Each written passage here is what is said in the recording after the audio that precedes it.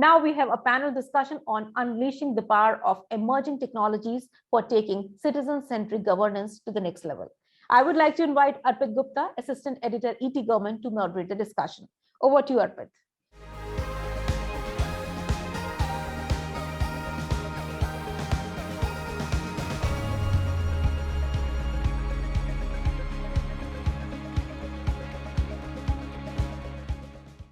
Dear viewers and ladies and gentlemen, welcome to the panel discussion, Unleashing the Power of Emerging Technologies for Taking Citizen-Centric Governance to the Next Level, a part of Transforming Odisha Conclave 2022. On behalf of ETGovernment, the Economic Times, I welcome our esteemed panelists. Odisha has been one of the pioneers in leveraging technology to improve governance and quality of service for the stakeholders. While the government of Odisha is firmly committed to develop all regions of the state and empower all sections of the people, it is also all set to move into a transparent, technology-driven, and transformed new Odisha.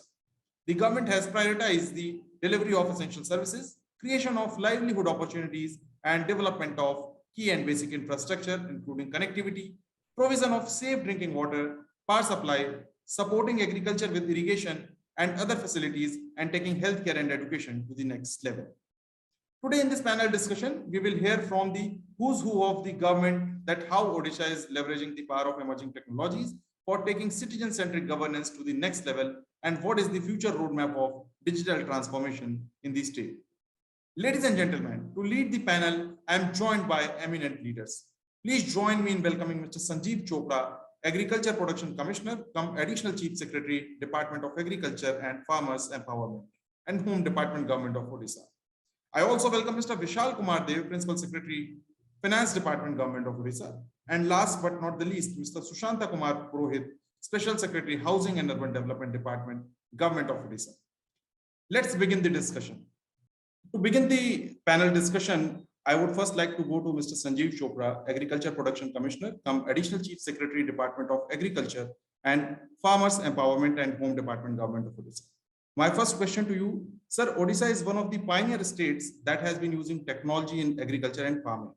The Odisha government has created a database of 14.93 lakh farmers with a verified land acreage of 51.97 lakh acres. With the help of satellite imaging and cadastral mapping of the paddy fields and GPS, the state government has implemented a tech solution called Crop Analytics in 29 districts and clear all discrepancies on the ground. Also, it has integrated the farmers registry with the state's land records database. Sir, how does it help farmers to streamline crop planning, ramp up yield, and avail benefits from the government-led interventions? Over to you. So, thank you, Arpit. What you mentioned is right, that the Odisha state has been a pioneer in using technology for the benefit of the farmers. So, let me just correct the figure that you've given. So, we have a verified database of about 50 lakh farmers who have in which case we have 65 demographics which have been verified through the survey by our officials. So at present, this database is being cleaned, and we are very shortly going to launch it as a portal called Krishak Odisha. This Krishak Odisha portal will have several benefits, and in due course, it will become a single point contact between the farmers and the state government. So basically, the underlying philosophy of Krishak Odisha is that each farmer is a kind of customer for my department.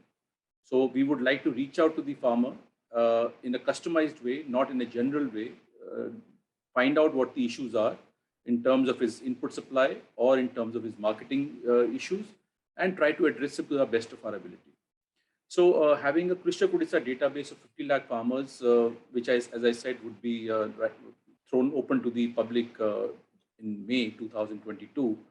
So this will have a great impact on the farming community. Number one, the farmers would have a validated database which they can use for accessing different services of the government, or in case even if they wish to go to the banks for a loan.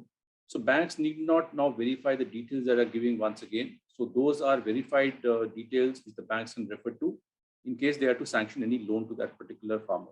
We are integrating many other databases, for example, in terms of input supply, whether it is a seed portal that we have, or it is the soil health card portal, or it is a fertilizer portal. So all these portals are getting integrated into the Krishak Odisha so that once, for example, give you a small example, in case a soil health card is known to the department, we know what should be the nutrient management for that particular farm, depending on the soil type.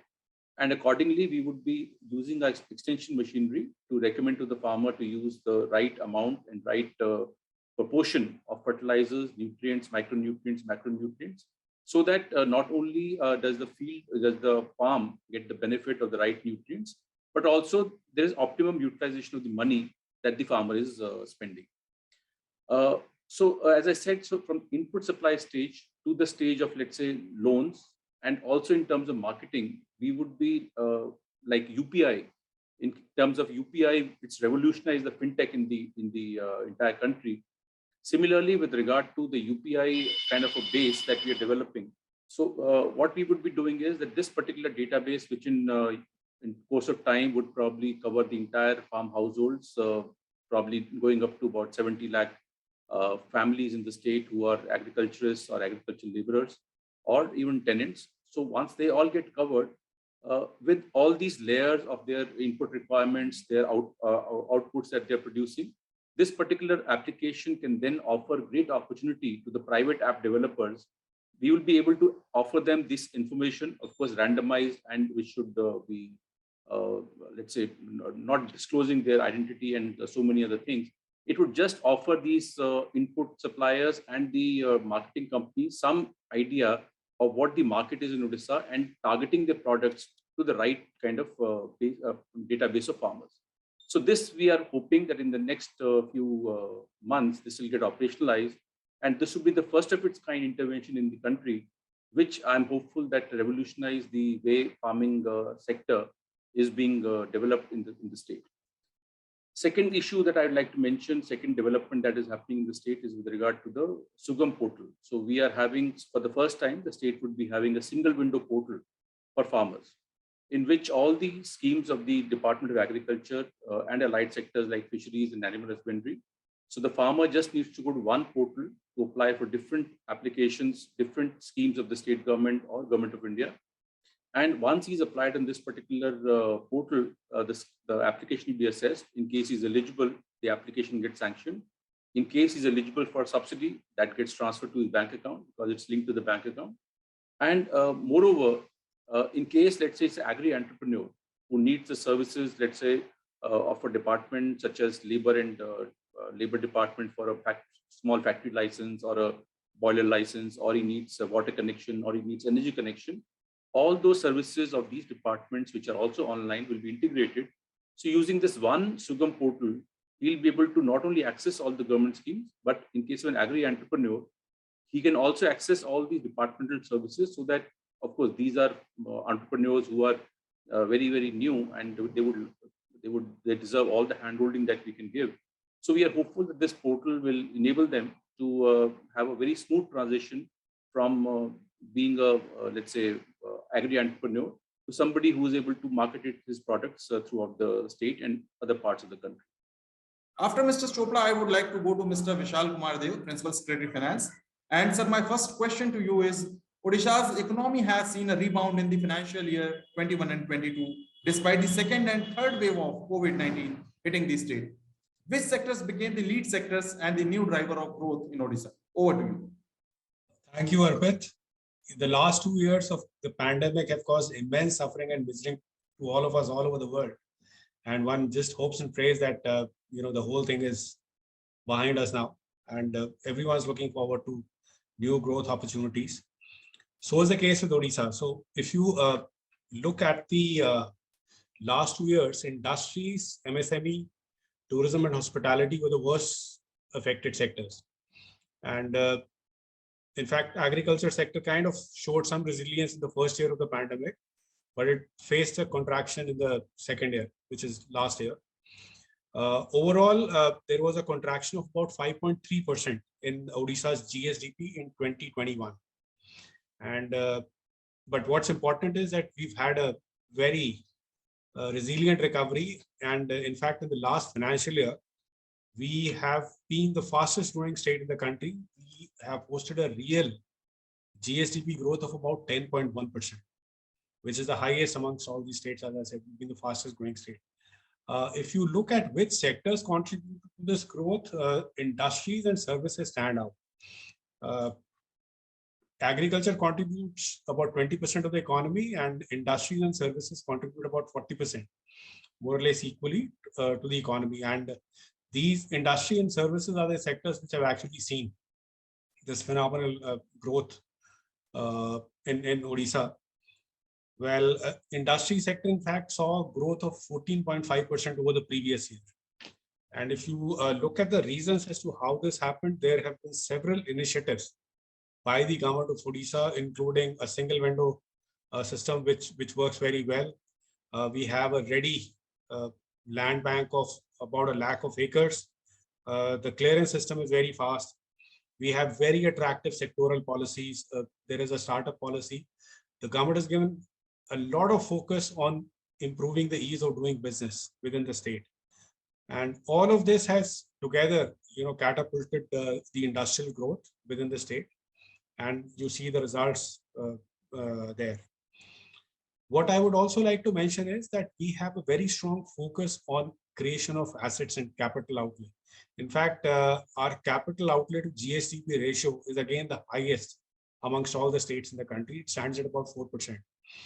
And so this capital expenditure is being made in economic as well as social sectors.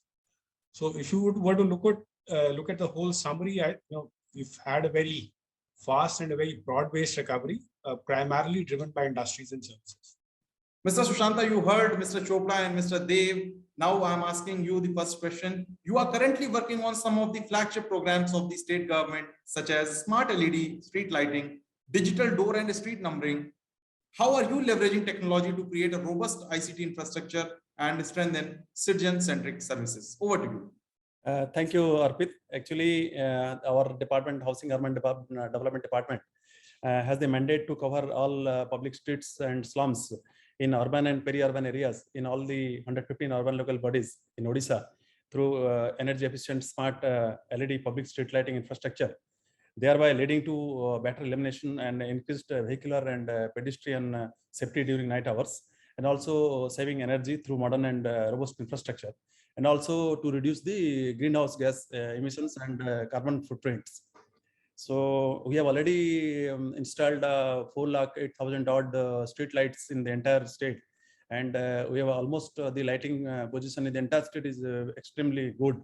And some of the stretches where the work is going on, and this month all this work will be completed. And we have got the centralized control and monitoring system for remote operation and monitoring of the entire ULB-wise population of street lighting points. And we have also cloud-based complaint resolution and call center facility for logging and tracking complaints regarding public street lighting. And this is to ensure minimum lag in maintenance after receiving complaints, and to provide citizens with appropriate illumination for maximum number of hours. And regarding the digital door numbering, this is again one of the very important, one of the flagship programs of our government. And this is to create a uniform address system for all urban dwellings using geospatial technology. And through this, each house will be given a 14-digit alphanumeric code. And this will help easy navigation to the domestic residences, and where the people can easily reach their houses through GPS navigation. Also, through this, the service delivery quality also will be improved, and the response time also will be improved. For example, suppose one household says some service deficiency is there, then this service provider can easily locate that address if the household give the reference of the digital door number. So the response time and also the quality of the service can improve. And this is also another advantage, that all the service fees like water taxes, electricity charges, trade taxes, etc., that can be now linked to a single digital number, and thereby it will be a benefit to the citizens. Hassle-free payment of the various charges will be done, and at the same time, the municipal authority also can have more. It is expected that revenue collection will be also more, so that service further can be improved. So these are the two basically important urban initiatives that is from our department. Yeah. After having inputs from Mr. Vishal Dev and Mr. Susanta Kumar Purohit, I will again go to Mr. Sanjeev Chopra with the next question. Mr. Chopra, the drone technology in agriculture has a tremendous potential in increasing consistency and efficiency of crop management besides reducing the cost and also reducing the human exposure to hazardous working conditions. How are you using modern technologies like remote sensing, drones, and emerging technologies such as AI, ML, blockchain, advanced analytics to accelerate agriculture 4.0 and lead to outcome-driven policy interventions? Over to you. Remote sensing is being used in many ways. So the first that we are using is with regard to irrigation. So all the irrigated land patches in the state, so there is an application on GIS which maps all the areas of the state which are getting access to irrigation facilities. It could be a major, minor, or medium irrigation project, lift irrigation. So using that, so unfortunately, our irrigation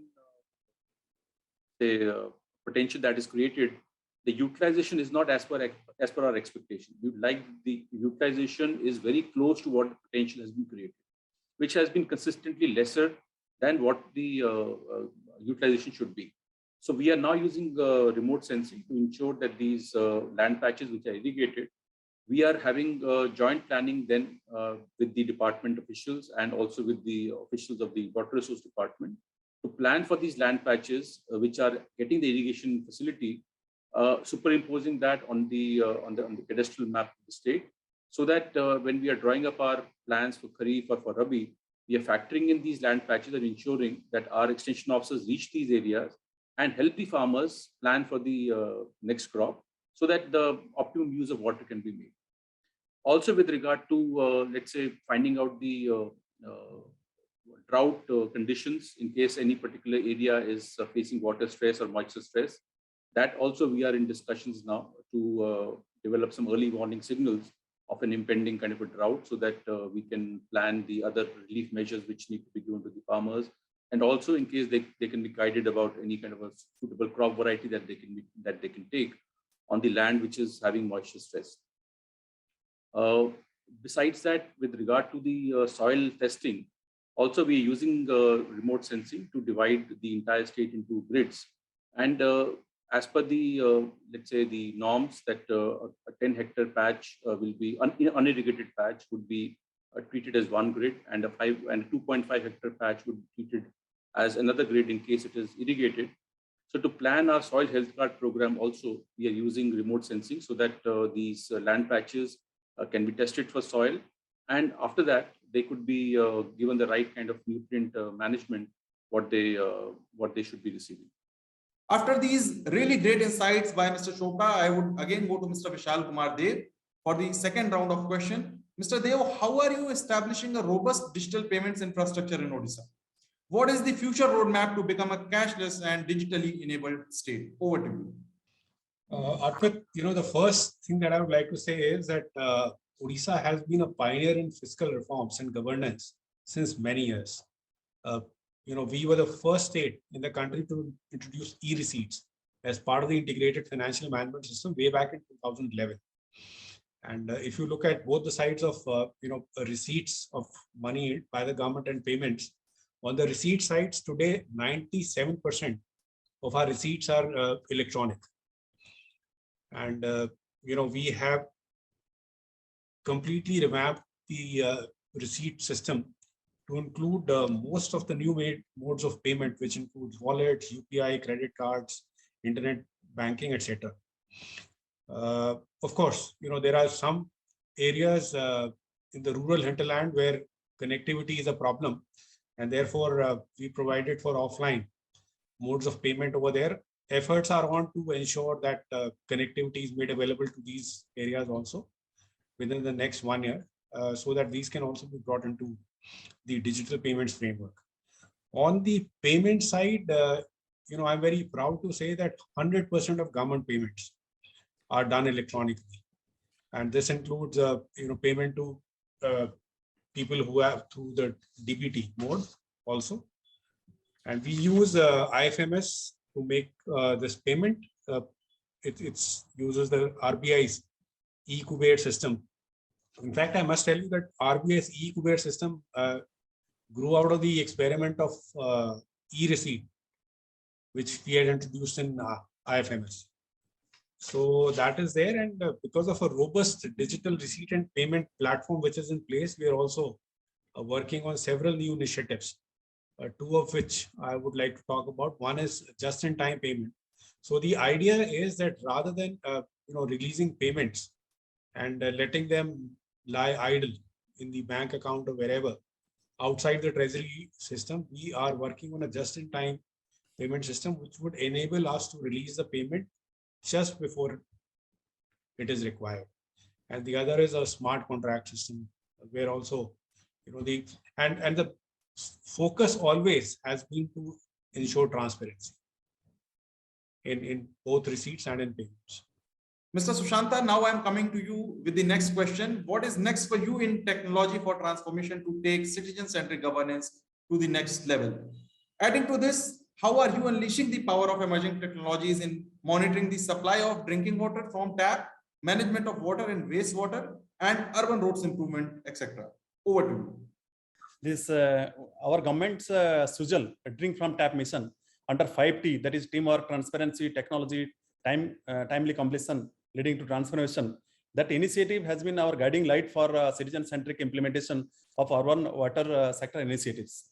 You may be knowing that Puri has become the first city in India to have the drink from tap, and we are providing the drink from tap quality water at the tap level, conforming to IS 10500 quality drinking water, IS 10500 quality.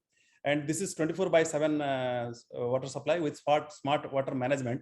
And this was launched by our Honorable Chief Minister in July 2021. And 6-month sustainability has already been proved. And third-party impact assessment and system efficiency also has been done by the National Institute of Urban Affairs, Government of India, with a very encouraging results. And it has been logged as the best practice documented and released by Ministry of Housing, Urban Affairs, Government of India. So this drink from tap that we have commissioned in Puri, that we are scaling up to other cities like Bhubaneswar, Cuttack, Berhampur, and other 14 identified urban local bodies. And the quality water at the tap level, that we are ensuring through a smart water management using the latest technology. And through this, we are mapping both assets of consumers and in the entire city, and in a GIS platform, and real-time data collection from the tap level we are getting through programmable logic control and supervisory control and data acquisition system.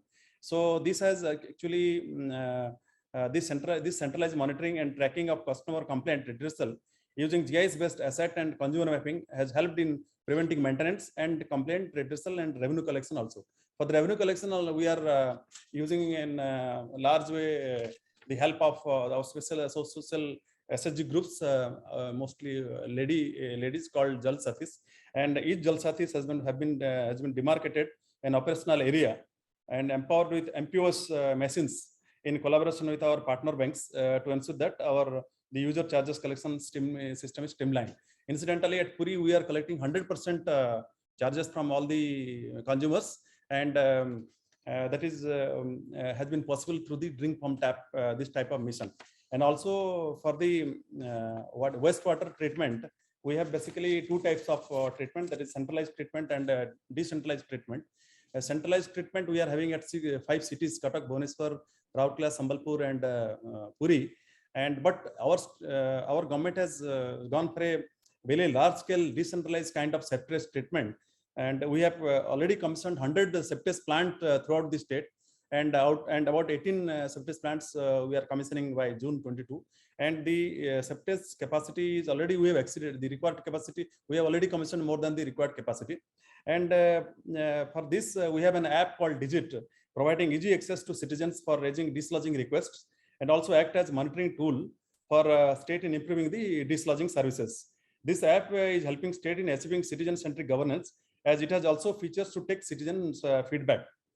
This is about our wastewater treatment.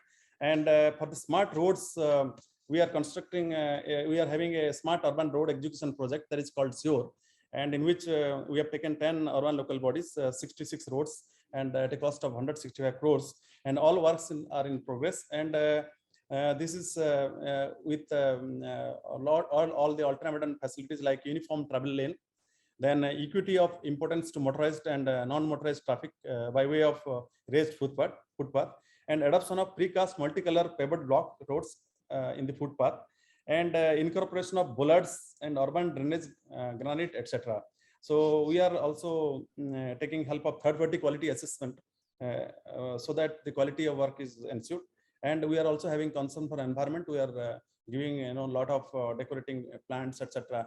across the roads. And we are now planning to have that will extend to other all the 114 ULBs, and will construct about 1184 kilometers of roads.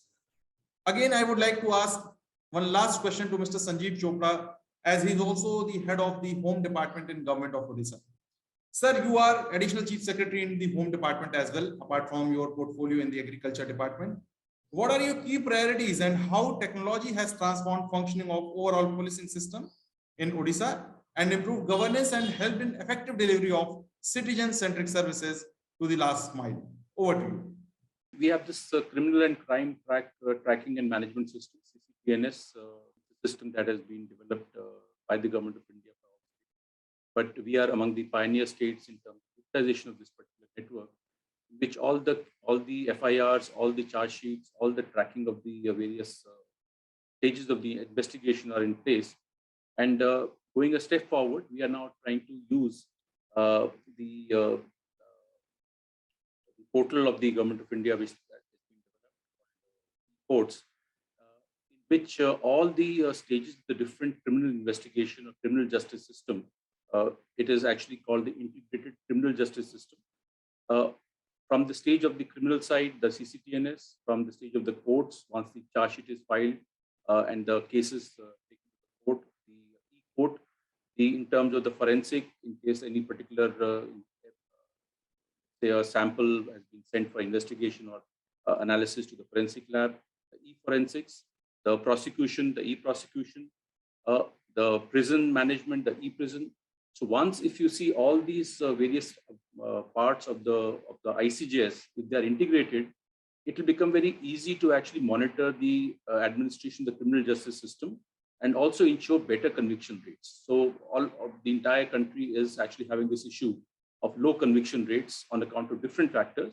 So I feel that the ICJS, which the state government is implementing, which is integrating the various components of the criminal justice system, beginning with the CCTNS, going to the e-prosecution, the e-forensics, the e-prisons, and ultimately the e-courts.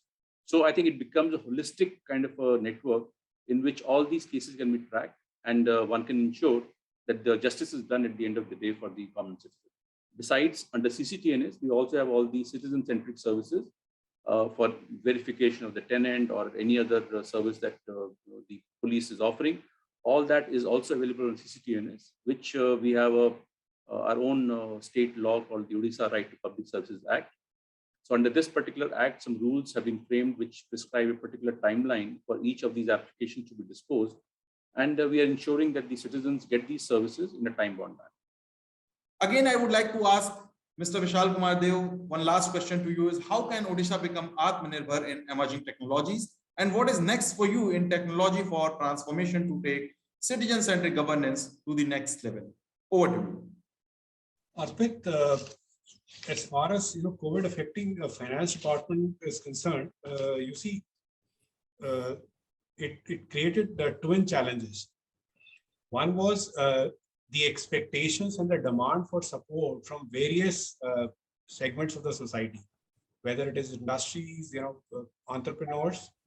That demand and expectation went up, whereas the resources available with the government came down. Because people were not able to pay taxes, the revenues dwindled. So it was a twin challenge. On the one side, demand and expectation going up, and on the other, the resources available with the government going down. As far as COVID management is concerned, there were several things which we had taken up. Using technology. In fact, let me just say that Susanta mentioned about the 5T framework of the government. I would just like to elaborate on that. You see, the 5T mantra of Honorable Chief Minister coupled with the Mo Sarkar initiative. Mo Sarkar means my government in English. So Mo Sarkar is an Odia term. It means my government. So the 5T mantra, which basically means, teamwork, technology, and transparency, brings about transformation in a timely manner. So this mantra and the Mo Sarkar has kind of laid down the technology-enabled roadmap for citizen-centric governance in the state. And if you look at how we're moving forward, so the focus has been to move from being a reactive government to being a proactive government, where citizens are at the center stage and technology is the enabler. There are several themes on which the government is working. These include supply chain reforms for agriculture, simplifying laws, rationalizing taxes, building the capacity of our human resources, and a strong and transparent financial system. So the idea primarily is that technology should enable citizens to get all the services from the government at their doorsteps. The idea is also to minimize physical contact between citizens and the government, and that has its own challenges. So these are the themes which you're working on when you talk of citizen-centric governance in the state. My next question to Mr. Susanta Kumar Purohit. Mr. Purohit, Odisha has got 2 smart cities, Bhubaneswar and Rourkela. You have been recently nominated as the nodal officer for Rourkela Smart Cities. What is the latest progress on the smart city projects in Odisha? And I would also like to understand what are your 3 key priorities for the current financial year 22 and 23. Over to you. With regards to Bhubaneswar smart city projects, there are about 30 projects, out of which already we have completed 25 projects. And work in the balance 5 projects are working on a very fast pace. And Bhubaneswar Smart City has already, the project was about for 900 crores, and already 700 crores has been already spent on the various projects. So there are some important projects. I will elaborate. There are this sensory park, then smart parking, then there is a building that is coming up for BMC that is called ICOMC building. Smart traffic, then integrated public service center, smart Janpad. These are the projects, very flagship projects for the smart city of Bhubaneswar. And these projects are working at fast pace, and it will be completed very soon. And for Rourkela, incidentally, I have been nominated as the nodal officer for the Rourkela smart city projects. And I had recently visited the projects and seen that also. And a lot of projects are going on in Rourkela in light of the hockey match that is coming up in January 2023. And a lot of projects are there. And some of them are like Bursa Stadium, Rourkela 1 project, then beautification of Hockey Chowk, Panpost Market Development, Davy Pond, Food Court, VSS Market and Parks, then stormwater drain improvement, smart bus shelters, smart road, big recreational parks are also coming up, and most of the parks already have been developed. So these projects are on very fast pace, and all these projects will be completed in December 23. So works are going on at fast pace, and this will really change the face of both Bhubaneswar and Rourkela. And the 3 top priorities for us is digital driven governance, technology-centric services, and successful completion of all the projects. As we have exhausted all the time for the discussion, let me quickly go back to all the panelists by asking their closing remarks for the panel discussion today. Mr. Chopra, what is the future roadmap of digital transformation in the state, and what should be the way forward for emerging technologies and taking citizen-centric governance to the next level? Over to you. The technology, I think, is the crux of governance in these times, fulcrum around which governance is structured. And I find that in each sector of my working day, I find that there is immense scope for using technology. It could be as simple as an IT solution in terms of a database and integration of the various components of a particular application, or it could be advanced technologies like remote sensing or satellite imagery or artificial intelligence, machine learning. So there are these tools which are available, and I think exposure to all the administrators of these tools, I think Odisha government has done a fantastic job in unraveling these areas which were hitherto not as well known to the administrators. And not only my department, but I think all departments in the state government are actively using these emerging technologies for the benefit of the common citizen. So I think that's the entire crux of what the governance in Odisha is all about. After Mr. Chopra, once again, Mr. Dev, my last question to you. What should be the way forward in emerging technologies for taking citizen-centric governance to the next level in Odisha? Over to you. Technologies today, Arpit, offer immense opportunities. And when we work within the government, as I was mentioning earlier, I think the focus is to see that citizens get their services, in the most convenient manner sitting at their homes. So doorstep delivery of citizen services using technology is what we're looking at. And again, the 5T mantra of Honorable Chief Minister, wherein we say that technology, transparency, and teamwork put together in a timely manner result in transformation. So that's the philosophy with which you're working. Last but not the least, before we wrap up the discussion today, let me go back to Mr. Susanta Kumar Purohit once again. Sir, what should be the way forward in adopting emerging technologies and taking citizen-centric governance to the next level? Over to you. Just as Vishal sir told, that basically the technology should render service in such a way that people need not come to the office. They need not come to this government offices and should not change for their services availability. So they should get their services sitting at home using technology and digital technology. So I think that is that should be the approach. As the crux of the discussion, what I feel is technology adoption is not an option nowadays. It has become essential. And Odisha is one of the pioneers state in leveraging technology to improve governance and quality of service for the stakeholders. With this, I conclude today's panel discussion, unleashing the power of emerging technologies for taking citizen-centric governance to the next level.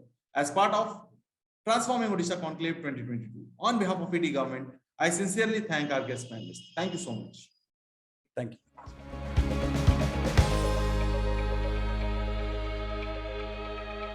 Thank you everyone for such a detailed and informative discussion. Now we'll take a short break. Stay tuned, ladies and gentlemen, and keep the tweets floating using the hashtag ET Transforming Odisha.